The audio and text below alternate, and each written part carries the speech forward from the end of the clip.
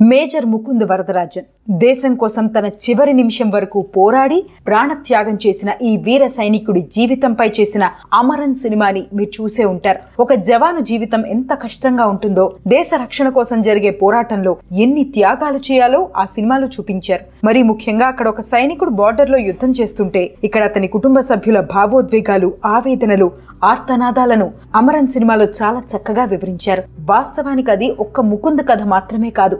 ఇలాంటి ఎన్నో Brave stories కి నెలవు మన ఇండియన్ ఆర్మీ. దేశ రక్షణ కోసం అల్టిమేట్ సాక్రిఫైస్ కి సైతం వెనకాడని జవాన్లు ఎందరో ఉన్నారు. వారిలో 3 జవాన్ల రియల్ లైఫ్ స్టోరీస్ ని ఈ వీడియోలో నేను మీకు చెబుతాను. వీరి పేరు వింటేనే ఉగ్రవాదులకు దడ పుడుతుంది. ఇండియన్ ఆర్మీ సోల్జర్స్ జీవితాల గురించి తెలుసుకోవాలన్న ఆసక్తి ఉన్న వారికి ఈ కంటెంట్ చాలా బాగా నచ్చుతుంది. వీడియో చివరి వరకు చూసిన వారు ఖచ్చితంగా మన సైనికులకు సెల్యూట్ చేస్తారు. సో ఈ కంటెంట్ ని మిస్ అవ్వకుండా చివరి వరకు చూడండి. అండ్ ఈ వీడియోని లైక్ చేయండి, మన ఛానల్ ని సబ్స్క్రైబ్ చేసుకోండి. Number 1, major Mohit Sharma. Indian ఆర్మీలో ఎన్నో బ్రేవ్ స్టోరీస్ ఉన్నాయి. వాటిలో మేజర్ మోహిత్ శర్మ కథ గురించి ఖచ్చితంగా తెలుసుకోవాలి. Para special force major Mohit ఒక ఉగ్రవాదిగా మారి మోస్ట్ వాంటెడ్ టెర్రరిస్ట్ ని హతమార్చాడు. ఇది 2004 నాటి ఘటన. జమ్మూ కాశ్మీర్లో పాకిస్తాన్ ప్రేరేపిత ఉగ్రవాదం ఇండియాను ఉక్కిరిబిక్కిరి చేస్తున్న సమయం అది. మరీ ముఖ్యంగా హిజ్బుల్ ముజాహుద్దీన్ కి చెందిన 2 కరడుగట్టిన ఉగ్రవాదులు అబూ సబ్జర్, అబూ తొరారాల కార్యకలాపాలు పీక్ స్టేజ్ లో ఉన్న రోజులవి. టెర్రర్ గ్రూప్ లోకి యువతను రిక్రూట్ చేసుకోవడం, ఇండియాపై, ఇండియన్ ఆర్మీపై వారి చేత దాడులు చేయించడం.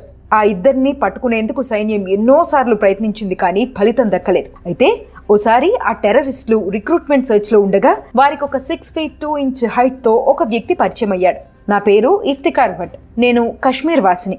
3 ఏళ్ల క్రితం మా అన్నని ఇండియన్ ఆర్మీ ఎన్కౌంటర్ లో చంపేసింది. మా అన్న హత్యకు నేను ప్రతీకారం తీర్చుకోవాలి, నాకు మీ సాయం కావాలి అని సబ్జర్ తొరారాలకు చెప్పాడు భట్. కశ్మీర్లో ఇది కొత్తేమీ కాదు. అప్పట్లో చాలా మంది యువత మిలిటెన్సీలో చేరడానికి ఉన్న ప్రధాన కారణాల్లో ఇది ఒకటి. అలాంటి వారిలో భట్ కూడా ఒకడని రిక్రూటర్స్ భావించారు. అతనితో టచ్ లో ఉండటం మొదలు పెట్టారు. కొన్ని రోజులు గడిచిన తర్వాత భట్ ని తమ హైడౌట్ కి తీసుకెళ్లారు రిక్రూటర్స్. సైన్యంపై అటాక్ కోసం 3 కలిసి ప్లాన్ చేయడం మొదలు పెట్టారు. అప్పుడే ఉగ్రవాదుల లాజిస్టిక్స్ నుంచి హైడౌట్ వరకు పలు కీలక విషయాలను భట్ తెలుసుకున్నాడు. కానీ ఆ 2 హిజ్బుల్ ఉగ్రవాదుల్లో ఏదో అనుమానం.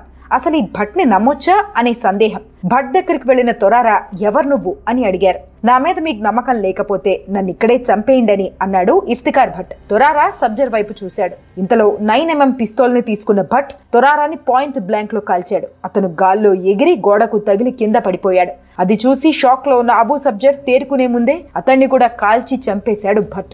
ఈ ఇఫ్తికార్ భట్ మారువేషంలో ఉన్న పారా స్పెషల్ ఫోర్స్ మేజర్ అని, అతని పేరు మోహిత్ శర్మ అని తెలియకుండానే చనిపోయారు ఆ హిజ్బుల్ ఉగ్రవాదులు. మేజర్ మోహిత్ ధైర్య సాహసాల గురించి ఇప్పటికీ ఆర్మీలో చెప్పుకుంటారు. ఇలాంటి ఎన్నో డెడ్లీ మిషన్స్ ని ఆయన సమర్థవంతంగా ఫినిష్ చేశారు. వాస్తవానికి major Mohit Sharma army background కి చెందిన వ్యక్తి కాదు. ఆయనది ఘజియాబాద్ లో నివాసం ఉండే ఒక సాదా సీదా మధ్య తరగతి కుటుంబం. కానీ దేశమన్నా, సైన్యమన్నా మోహిత్ కి చాలా ప్రేమ. అందుకే ఆర్మీలో చేరారు. వెళ్ళొద్దని తల్లిదండ్రులు ఎంత చెప్పినా ఆయన సైన్యంలో చేరారు. అంచెలంచెలుగా వృద్ధి చెంది పారా స్పెషల్ ఫోర్స్ లో మేజర్ స్థాయికి ఎదిగారు. కానీ మేజర్ మోహిత్ జీవితం 2009 మార్చిలో అర్థాంతరంగా ముగిసిపోయింది.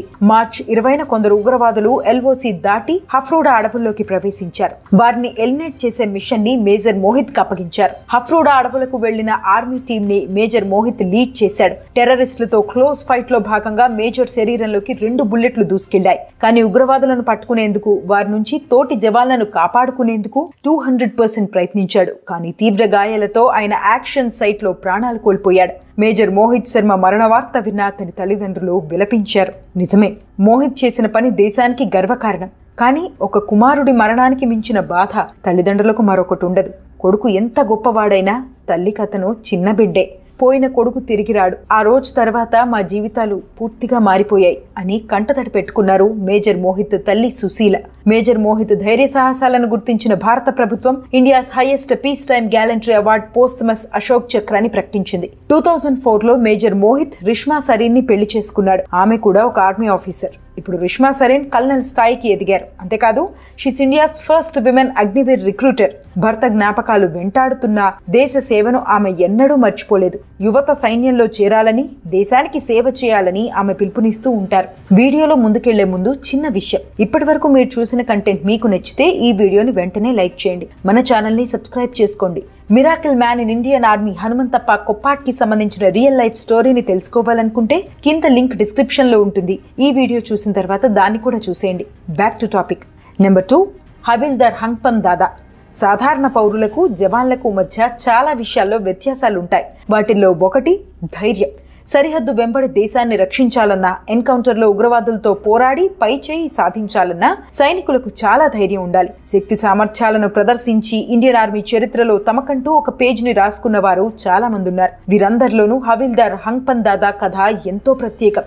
ఇది 2016 మే నాటి కథ. ఉగ్రవాదుల బృందం ఒకటి శంషాబరి మౌంటైన్ రేంజ్ మార్గం నుంచి LOC దాటి కశ్మీర్లోకి ప్రవేశించింది. ఆ మార్గం చాలా కష్టమైనదే అయినా ఎన్నో నేచురల్ హైడింగ్ పాయింట్స్ ఉంటాయి. భారత సైన్యం కంటపడకుండా తప్పించుకునేందుకు అవి ఉగ్రవాదులకు ఒక యాడెడ్ అడ్వాంటేజ్ లా పనిచేస్తాయి. ఉగ్రవాదులు సరిహద్దు దాటొచ్చారని శంషాబరి పర్వతం దగ్గర ఉన్న సాబు పోస్ట్ లోని 35 రాష్ట్రీయ రైఫిల్స్ బృందానికి సమాచారం అందింది. ఆపరేషన్ కోసం సాబు పోస్ట్ నుంచి 10 మంది జవాన్లు బయలుదేరారు. వారికి హెడ్ మన హవిల్దార్ హంగ్పన్ దాదా. శంషాబరి పర్వతం దగ్గర ఉగ్రవాదుల లొకేషన్ దగ్గరికి వెళ్లింది హంగ్పన్ దాదా టీం.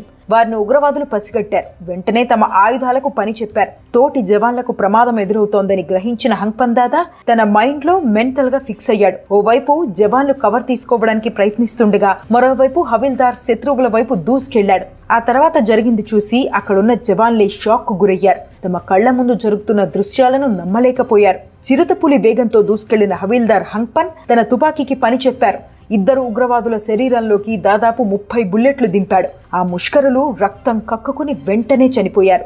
ఎలాంటి రక్షణ లేకుండా శత్రువులతో పోరాడుతున్న తమ లీడర్ ని చూసిన జవాన్ల మనసులో ఏదో ఆందోళన. ప్రాణాలను కూడా లెక్క చేయకుండా ముందుకెళ్తున్నాడు. ఏదైనా జరిగితే అని వాళ్ళు భయపడ్డారు. వారి భయం నిజమవ్వడానికి ఎక్కువసేపు పట్టలేదు. 3వ ఉగ్రవాదిని వీరోచితంగా కాల్చి చంపిన హంగ్పన్ దాదాపై 4వ టెర్రరిస్ట్ కాల్పులు జరిపాడు. ఒక బుల్లెట్ దాదా మెడలోకి దూసుకెళ్లింది. ఆయన నేల మీద పడిపోయాడు. శరీరంలో నుంచి ప్రాణం నిదానంగా బయటకెళ్లిపోతున్న వేళ ఆ ప్రాంతంలో నిశ్శబ్దం అలుముకుంది. కొన్ని క్షణాల తర్వాత మళ్లీ కాల్పుల మోత మోగింది. జీవితం చివరి దశకు చేరుకుందని తెలిసినా తన పనిని పూర్తి చేయాలన్న లక్ష్యంతో నేల మీద పడి ఉండగానే తన చేతిలో ఉన్న AK-47 ని కాల్చాడు హవిల్దార్ హంగ్పన్. మ్యాగజైన్ మొత్తాన్ని ఖాళీ చేసి తుది శ్వాస విడిచాడు. ఆ తూటాలు మిగిలిన ఆ ఒక్క ఉగ్రవాది శరీరంలోకి దూసుకెళ్లాయి. అతను గాయపడ్డాడు. కొంతసేపటికి అతన్ని జవాన్లు ఎలిమినేట్ చేశారు. ఆ తర్వాత హవిల్దార్ హంగ్పన్ దాదా దగ్గరికెళ్లి ఆయనకు సెల్యూట్ చేశారు. కొన్ని రోజుల తర్వాత హవిల్దార్ హంగ్పన్ దాదాను అశోక చక్రతో సత్కరించింది భారత ప్రభుత్వం. 2017 రిపబ్లిక్ డే పరేడ్ లో అప్పటి రాష్ట్రపతి ప్రణబ్ ముఖర్జీ చేతుల మీదుగా అశోక చక్రాను స్వీకరించారు ఆయన భార్య చాసెన్. గుండె పగిలిపోయేలా ఏడవాలనిపించింది. కానీ కన్నీళ్లను బయటికెలా చూపించగలను? నేను దాదా భార్యని, ఓ సైనికుడి భార్యనని నాటి రోజును గుర్తు తెచ్చుకున్నారు చాసెన్. ఇండియన్ ఆర్మీలోని డేర్ డెవిల్ సోల్జర్స్ లో ఒకరు మేజర్ రిషి రాజలక్ష్మి. ఒక హై ప్రొఫైల్ టెర్రరిస్ట్ ని ఎలిమినేట్ చేసే క్రమంలో మేజర్ రిషి చూపించిన ధైర్య సాహసాల గురించి ఆర్మీలో ఇప్పటికీ చెప్పుకుంటారు. 3 బుల్లెట్లు సగం ముఖాన్ని ధ్వంసం చేసిన, రక్తం ధారాళంగా కారుతున్నా, నొప్పి తీవ్రంగా ఉన్నా ఉగ్రవాదిని హతమార్చేంత వరకు ఆయన వెనుదిరకలేదు. ఆ తర్వాత ఆయన ముఖానికి అయిన గాయాలను చూసిన డాక్టర్లే భయపడిపోయారు. ఇది 2017 మార్చి నాటి కథ. జమ్మూ కశ్మీర్ లోని హఫు అనే గ్రామంలో most wanted, most dangerous young Mujahideen commander Hafiz Mohammad Aqib alias Aqib Maulvi దాగి ఉన్నాడని సైన్యానికి సమాచారం వచ్చింది. మేజర్ రిషి తన 42 RR బెటాలియన్ టీంతో వెంటనే ఆ ప్రాంతానికి బయలుదేరాడు. మౌల్వీతో పాటు మరో పాకిస్తానీ జైషే మహమ్మద్ ఉగ్రవాది ఉసామాలు ఓ ఇంట్లో ఉన్నట్టు సైనిక టీంకి తెలిసింది. ఆ ఇంటిని చుట్టుముట్టారు. ఉగ్రవాదులు తమ ఆయుధాలకు పని చెప్పారు.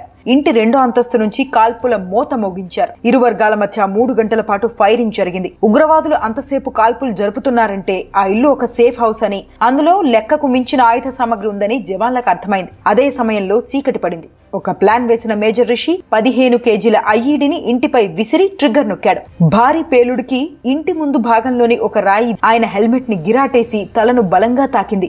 రక్తం కారుతున్న మేజర్ రిషి తన ఫోకస్ ని కోల్పోలేదు. బ్యాండేజ్ చేయించుకుని మళ్లీ రంగంలోకి దిగాడు. పేలుడు కారణంగా ఆ ఇల్లు సగం కూలిపోయింది. కానీ కాల్పులాగలేదు. ఉగ్రవాదులను హతమార్చేందుకు IEDలు తీసుకుని సొంతంగా ఇంట్లోకి వెళ్లాలని మేజర్ రిషి నిర్ణయించుకున్నాడు. మిషన్ లో ప్రాణాలు పోయే ప్రమాదం ఉందని గ్రహించిన ఆయన తన తల్లికి ఫోన్ చేశాడు. అమ్మా, నేను ఇంటికి తిరిగి రాకపోవచ్చు, కానీ నాకు సంబంధించింది ఏది నీ దగ్గరకు వచ్చినా నువ్వు గర్వపడు అని చెప్పి పెట్టేశాడు. ఆ రోజు రాత్రి ఆ తల్లి పడుకోలేదు. బిడ్డ కోసం ప్రార్థనలు చేస్తూనే ఉంది. ఇక 2 చేతుల్లో ఐఈడీలతో ఇంట్లోకి వెళ్లాడు మేజర్ రిషి. వాటిని ప్లాంట్ చేస్తుండగా మెట్ల నుంచి ఒక ఉగ్రవాది హఠాత్తుగా వచ్చి కాల్పులు జరిపాడు. మేజర్ రిషి గాల్లో ఎగిరి దూరంలోని గోడకు ఢీకొని కింద పడిపోయాడు. ఇంతలోనే తన వెపన్తో ఫైర్ బ్యాక్ చేశాడు. ఆ బుల్లెట్లు ఆ ఉగ్రవాది శరీరంలోకి దూసుకెళ్లి అతను అక్కడికక్కడే మరణించాడు. కానీ మేజర్ రిషి శరీరాన్ని కూడా 3 బుల్లెట్లు హిట్ చేశాయి. ఒకటి ఆయన హెల్మెట్ ని గిరాటేసింది, ఇంకో 2 ఆయన జా అండ్ నోస్ లోకి చొచ్చుకెళ్లాయి. తీవ్ర రక్తస్రావంతో ఉన్న మేజర్ ని ఇతర సైనికులు రక్షించారు. కానీ ఆయన ముఖాన్ని చూసిన సైనికులు భయపడిపోయారు. మేజర్ రిషి ముఖ భాగంలోని ఒకవైపు పూర్తిగా ఎఫెక్ట్ అయింది. ఎన్కౌంటర్ సైట్ నుంచి రిషిని తొలుత శ్రీనగర్ లోని హాస్పిటల్ కి, ఆ తర్వాత ఢిల్లీలోని ఆర్మీ రీసెర్చ్ రెఫరల్ ఆసుపత్రికి తరలించారు. ఆయనపై కనీసం 10 సర్జరీలు జరిగాయి. ఒక్కో సర్జరీకి కనీసం 14 గంటల సమయం పట్టింది. దీన్ని బట్టి ఆయన ముఖానికైన గాయం తీవ్రతను మనం అర్థం చేసుకోవచ్చు.